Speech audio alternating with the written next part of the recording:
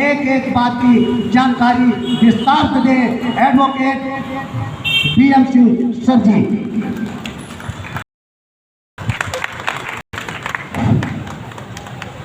साथियों, जैसा कि आप सभी जानते हैं कि डॉक्टर अंबेडकर राष्ट्रीय अधिवक्ता संघ के बैनर पर आज हम लोगों ने एक नई शुरुआत की। 15 अगस्त का उत्सव हमारे लोगों ने मनाया, लेकिन भीड़ में केवल बैठकर, उसका नेतृत्व नहीं किया, कभी उस झंडे का रोहण नहीं किया। आज इसलिए जब झंडा रोहण की तैयारी हो रही थी तो मुझे हैरानी हुई कि हमारे तमाम साथियों को तो भी झंडा लटकाना भी नहीं आता। बुरा नहीं मानना चाहिए। मालूम है ऐसा क्यों है? जो काम जीवन में आपने किया नहीं उसके बारे में मालूम नहीं। तो जो समाज अभी झंडा लटकाना ना सीखा हो और वो ये सोचे कि उसकी समस्याओं का अंत हो जाएगा, मुश्किल है ना। 15 अगस्त 1947 और 15 अगस्त 2023। 15 अगस्त 1947 और आज हम खड़े हैं 15 अगस्त 2023। उस 15 अगस्त 1947 की केवल 2-3 बातें आपको कहना चाहता हूं। 15 अगस्त 1947 को जब लोगों ने कहा देश आजाद हो गया, तो हमारे लोगों ने कहा देश आजाद हुआ है, देश के लोग आजाद नहीं हुए। कुछ लोगों ने कहा देश आजाद हो गया और हमारे लोगों ने कहा देश आजाद हो गया, हमारे लोग आजाद नहीं हुए। इसीलिए हमारे बाप दादों और हमारे पुरखों की एक लड़ाई थी। देश की आजादी के साथ साथ हमारे समाज के लिए भी आजादी आनी चाहिए। अन्ना बाबू साठे ने ठीक दूसरे दिन, जिस दिन 15 अगस्त की आजादी का झंडा फहराया, उसके ठीक दूसरे दिन उन्होंने कहा ये आजादी झूठी है क्योंकि देश की जनता भूखी है। अब जब ये बताओ 47 से लेकर 2023 आ गया और हमारे पास में स्कॉर्पियो है ही नहीं, तो हम काफिला कहां से निकालें? अरे हमारी भी इच्छा हो रही थी कि इधर आप सबके पास स्कॉर्पियो होती तो इस तिरंगे झंडे को आगे लगा लेते और हम भी उसी के अंदर आज 1000-2000 का डीजल फूंक देते। क्यों? मजा आता ना। अभी हमारे पास में स्कॉर्पियो है नहीं। अब जब स्कॉर्पियो है नहीं तो डीजल डालने का मामला नहीं, और जब स्कॉर्पियो नहीं, डीजल डालने का मामला नहीं, तो क्या हमारे लिए आजादी आ गई? आज हमारे लिए आजादी का अवसर है, लेकिन आज हम ये चिंतन का विषय है। वो चिंतन का विषय क्या है? वो चिंतन का विषय ये है कि भारत के यशस्वी प्रधानमंत्री माननीय नरेंद्र दामोदर दास मोदी जी ने अभी पार्लियामेंट में स्टेटमेंट दिया कि 88 करोड़ लोग हमारे गेहूं को लेकर जी रहे हैं। 88 करोड़ लोग मोदी जी के द्वारा दिए गए गेहूं पर जी रहे हैं। तो हमारे लिए एक सवाल है, भारत की जनसंख्या 142 करोड़ और जिसमें से अगर 88 करोड़ लोगों को सरकारी गेहूं लेकर 5 किलो गेहूं लेकर अगर जीना पड़ रहा है, इसका मतलब है देश का बहुजन समाज गरीबी से नीचे है। वो गरीबी से नीचे होने की वजह से रोटी खाने लायक नहीं है, और अगर हमारा बहुजन समाज रोटी खाने लायक नहीं है तो ऐसे समाज के लिए किसी प्रकार की कोई आजादी नहीं है। आजादी उन चंद लोगों के लिए हो सकती है जिनके पास स्कॉर्पियो है। आजादी उन लोगों के लिए हो सकती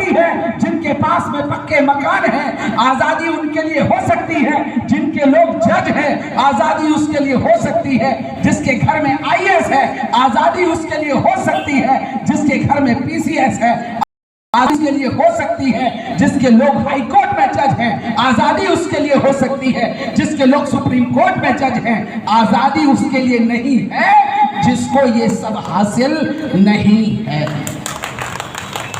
आजादी हमें भी चाहिए, आजादी हमें भी चाहिए। और क्योंकि भारत देश उन भारत के करोड़ों लोगों का है जिन्होंने अपने खून पसीने से इस देश को बनाया है। इस देश को बनाने में चंद लोगों का नहीं, उन करोड़ों लोगों का हाथ है तो अपनी मेहनत से, अपनी मजदूरी से, अपनी काबिलियत से इस देश को इस ऊंचाई पर लाकर खड़ा किया है।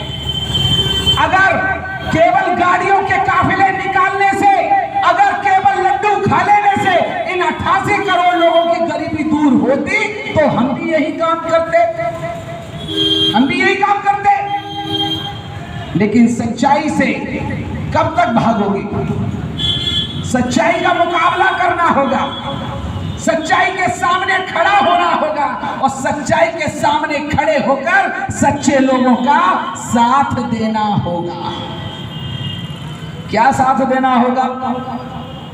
ये जो न्यायपालिका के बारे में लिखा, हमारे बहुत सारे लोगों ने बात रखी, ये न्यायपालिका में बढ़ते बोझ का जिम्मेदार कौन है और देरी के लिए कौन जिम्मेदार है? हमारे एक वक्ता ने बहुत अच्छी बात कही थी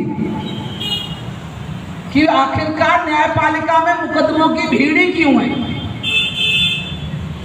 न्यायपालिका में बढ़ते मुकदमों का परिणाम यह साबित करता है कि भारत की न्याय व्यवस्था, भारत का लॉ एंड ऑर्डर और भारत के लॉ एंड ऑर्डर को संचालित करने वाली जो सरकारें हैं वो पूरी तरह से विफल हैं। अगर उनकी सरकारें सही काम कर रही हैं, अगर उनकी सरकारें जनता को सही न्याय दे रही हैं तो लोगों को थाने जाना क्यों पड़ रहा है? अन्याय होता है इसलिए जाते हो ना, पिटाई होती है इसलिए जाते हो ना, जमीन पर लोग कब्जा कर लेते हैं इसलिए जाते हो ना, जमीन पर लोग हमें नहीं रहने देते इसलिए जाते हो ना। तो सवाल यह है, अगर न्यायपालिका में मुकदमों का बोझ बढ़ रहा है, इस बात का परिणाम है, ये इस बात का परिणाम है,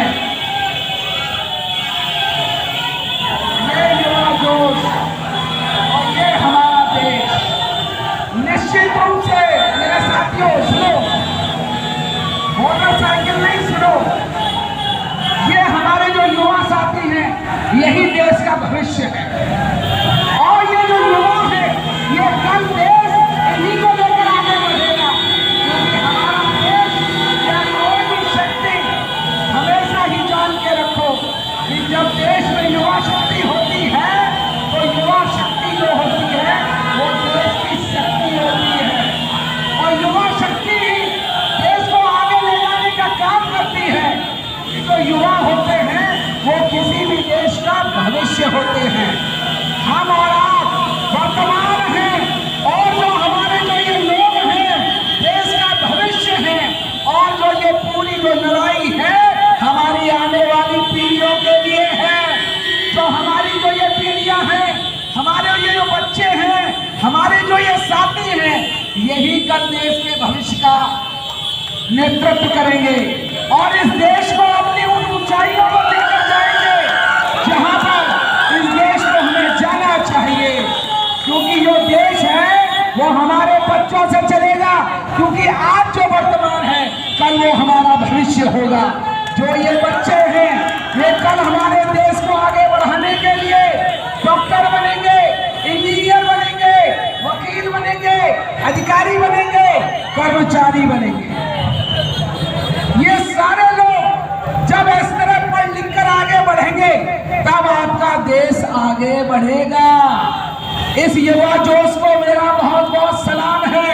इन सभी साथियों को, हमारे सभी अधिवक्ता साथियों की तरफ से आज 15 अगस्त के इस अवसर पर बहुत सारी ढेर सारी 15 अगस्त की शुभकामनाएं हैं। और इस तरह पूरे जिले में जो आजादी का जज्बा है इस आजादी के जज्बे को इसी प्रकार वो साथी हमारे आगे बढ़ाते रहेंगे। साथियों, आप सबको बहुत बहुत धन्यवाद जो आपने अपना महत्वपूर्ण समय यहाँ पर भी हम सबको रुक कर दिया है, जिससे हम सभी साथियों का मनोबल बढ़ रहा है। आप सभी को बहुत बहुत धन्यवाद है। इसी के साथ साथ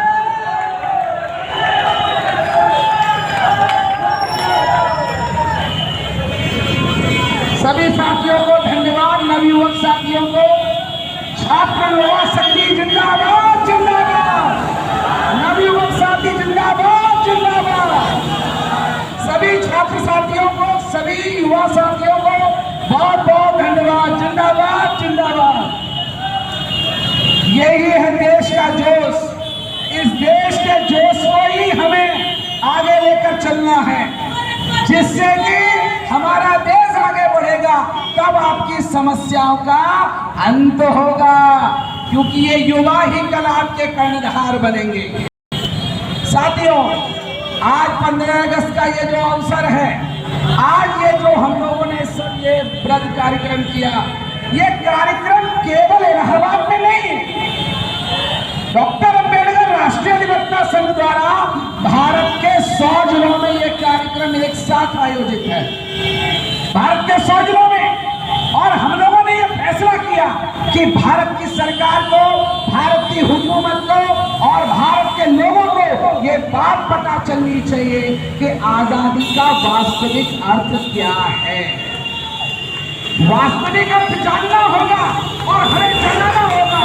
और मैं उन पढ़े लिखे लोगों को, खास तौर से उन अधिवक्ता साथियों को इस बात के लिए आह्वान करता हूं जो हम लोगों ने किया है कि जो ये कॉमन समाज है, जो ये आदमी खड़ा है, इस आदमी के शरीर को देखो, इस आदमी के चेहरे को देखो। आजादी वहां भी आनी चाहिए। मेरे केवल वकील बनने से या हमारे कुछ साथियों के वकील बनने से आजादी नहीं हो सकती। आजादी के लिए हम सब संकल्पबद्ध हैं। आजादी के लिए हम सब संकल्पबद्ध के साथ उस कार्य को करने के लिए अग्रसर हैं। आप सब इस अभियान में ऐसे ही आगे बढ़ोगे। दो बातें कहकर मैं केवल आज की बात को समाप्त करूंगा। आपने देखा थोड़ी देर पहले का हल्ला गुल्ला, देखो, अब आप समझ सकते हो कि आजादी को खतरा किनसे है।